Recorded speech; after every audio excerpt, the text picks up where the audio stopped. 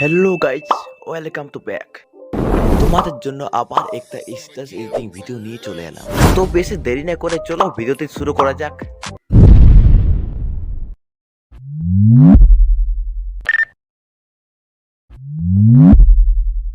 নাই আমি তোকে পালে বলি মনে কপালে অন্তর কানায়া গেলি রে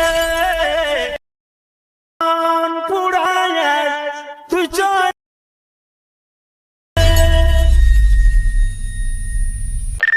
তো তোমরা যদি এই ভিডিওটা এডিট করতে চাও তাহলে অবশ্যই ভিডিওটিকে সম্পূর্ণ দেখতে হবে। তো সবার প্রথমে তোমরা যেটা করতে হবে, ভিডিও ডেসক্রিপশন বক্সটিকে ওপেন করবেন। তো ওপেন করার পর আপনারা এখানে যে তিনটে পর্যন্ত দেখবে সেগুলো ডাউনলোড করে এলাইট মৌসুমে ইম্পোর্ট করে নেবে। এলাইট মৌসুম অ্যাপ্লিকেশনটিকে ওপেন করবেন।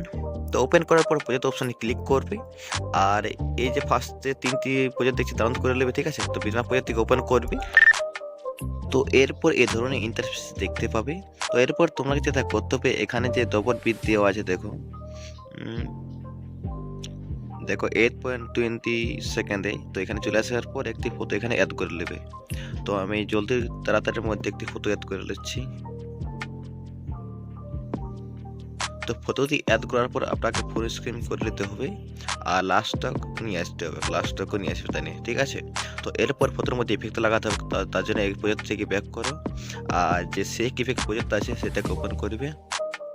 তো এই প্রজেক্টটাকে ওপেন করার পর এখানে যে ইফেক্ট আছে সেটাকে কপি করে নেবে।